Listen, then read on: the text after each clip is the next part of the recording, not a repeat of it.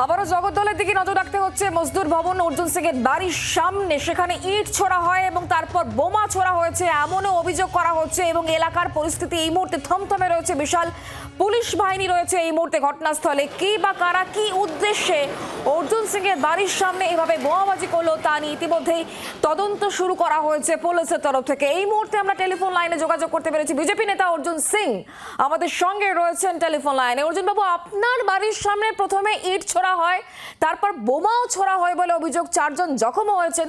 কারা এরা, কি মনে করছেন আপনি এই ঘটনার পেছনে কারা রয়েছে? তৃণমূল কংগ্রেসের কাউন্সিলরের ছেলে নমিত বলে আছে, তার সঙ্গে 14-15টা জিহাদি ছেলে যারা আগেও আমার বাড়ির উপরে অ্যাটাক করেছিল, বম চালিয়েছিল, সেই ছেলেগুলো ছাড়া পেয়েছে। ছাড়া পেয়ে এসে এখানে সকালবেলা 8টা 10, 15 হবে, 20 হবে, তখন আমার বাড়ির উপরে অ্যাটাক করেছে। ইট পাথর গুলি ফায়ারিং করছে। তখন বাড়ির লোক আমাকে ঘুম থেকে উঠিয়েছে।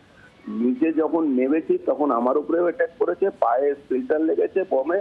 আর পুলিশ, সব থেকে বড় ব্যাপার, 20 জন পুলিশের সামনে এই ঘটনাটা ঘটেছে।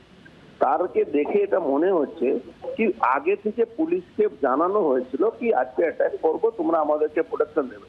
সব পুলিশ খারাপ হয় না আমি বলছি না, কিন্তু একজন পুলিশকে ভিডিওতে দেখা যাচ্ছে যে সে পুলিশ ওদের সঙ্গে যখন চেঞ্জ করছে ওকে ধাক্কা দিয়ে ফেলে দিয়েছে, বুঝতে পারলেন? তো এমন অবস্থা আছে যে পুলিশ 20 জন পুলিশের সামনে এই ঘটনাটা ঘটানো হচ্ছে।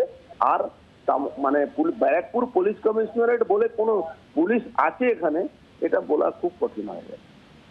আপনি বলছেন কাউন্সিলরের ছেলে, মানে কোন কাউন্সিলরের দিকে আপনি অভিযোগের আঙুলটা তুলছেন?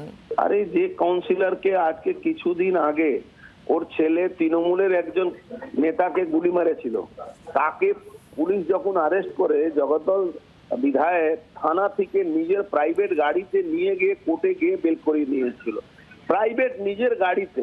আর থানার সাব ইন্সপেক্টর ওর গাড়িতে বসে ওকে নিয়ে গেছিল। এই অবস্থাতে এখানে ব্যারাকপুর শান্ত করার দাবি এই পার্শ্বভূমি যে মানুষকে ভুল বুঝিয়েছিল সে আজকে প্রমাণ হলো। অর্জুন বাবু, ধন্যবাদ আমাদের সঙ্গে টেলিফোন লাইনে থাকার জন্য। বাংলার আওয়াজ, বাঙালির আবেগ, জি 24 ঘন্টা।